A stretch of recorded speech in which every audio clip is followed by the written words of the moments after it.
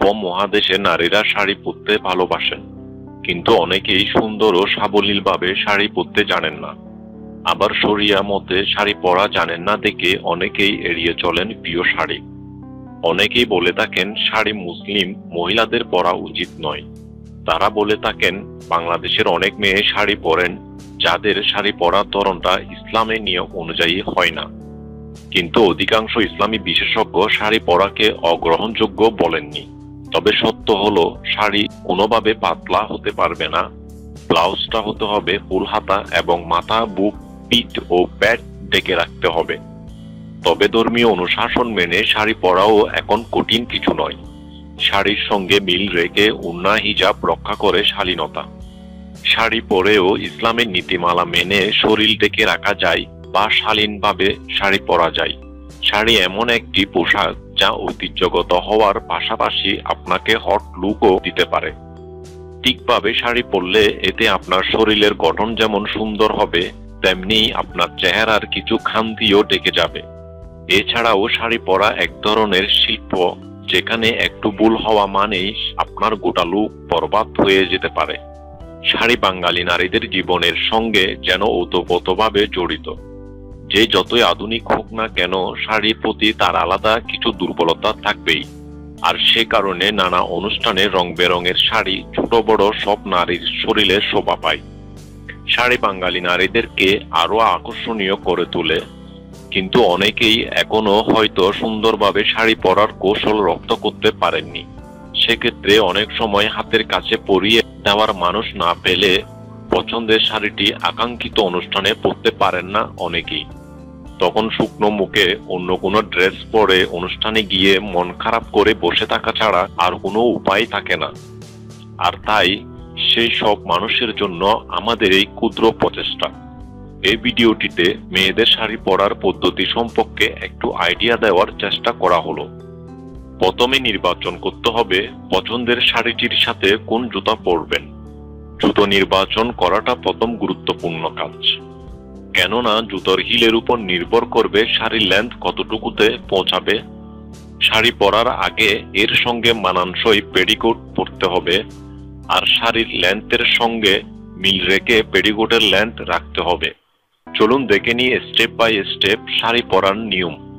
প্রথমেই শাড়ির আঁচলের অপর প্রান্ত কোমরের সাথে জড়াতে হবে।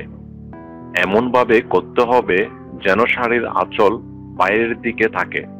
চেষ্টা করতে হবে একেবারে গুজে ফেলতে, তা না হলে শাড়ি পরাটা অগোছালো দেখাবে।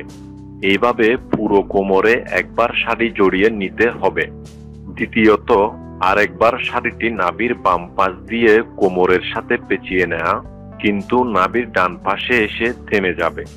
এবার বাম হাতের তালু দিয়ে শাড়ি ধরতে হবে এবং একটি একটি কুচি দিতে হবে। এভাবে 5-6টি কুচি দিতে হবে। তারপর সবগুলো কুচির মাথা একসাথে নিয়ে একবারে পেটিকোটের ভিতর গুজে ফেলতে হবে।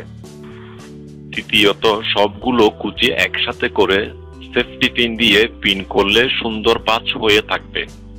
অবশ্যই নাভি থেকে 20 সেন্টিমিটার দূরে পিন লাগাতে হবে। সর্বশেষ বাকি শাড়িটা বাম কাঁধের উপর ছড়িয়ে দিয়ে সুন্দর ব্রুচ কিংবা পিন লাগিয়ে দিতে হবে। সবকিছুই প্রস্তুতির উপর নির্ভর করে।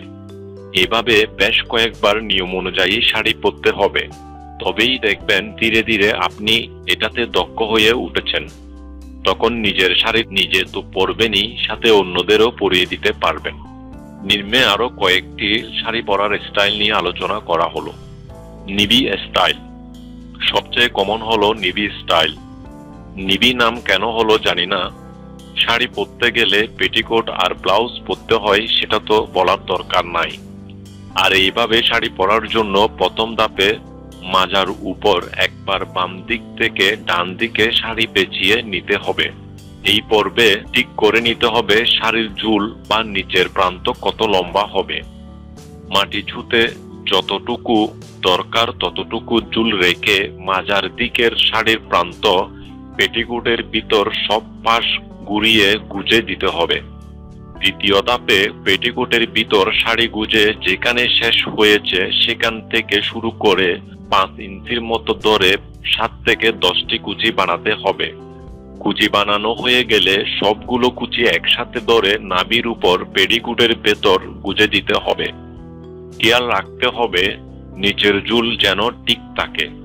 কুচি গোজা শেষ হলে শাড়ির বাকি অংশের প্রথম কয়েক ইঞ্চি আবার পেটিকোটের ভেতর গুজে বাকি অংশ বাম দিক দিয়ে পেছন দিক ঘুরিয়ে সামনে আনতে হবে।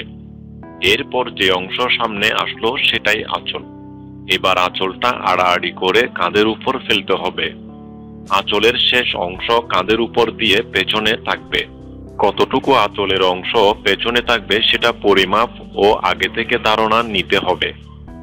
গুজরাটি স্টাইল অথবা উল্টা আঁচল, এটাতে প্রাথমিক সবকিছু নিবি স্টাইলের মতো হবে, কিন্তু কুচি গোজার পর বাম হাতের নিচ দিয়ে পেছনে ঘুরিয়ে সামনে না এনে ডান কাঁধের উপর দিয়ে পেছন থেকে সামনে আনতে হবে।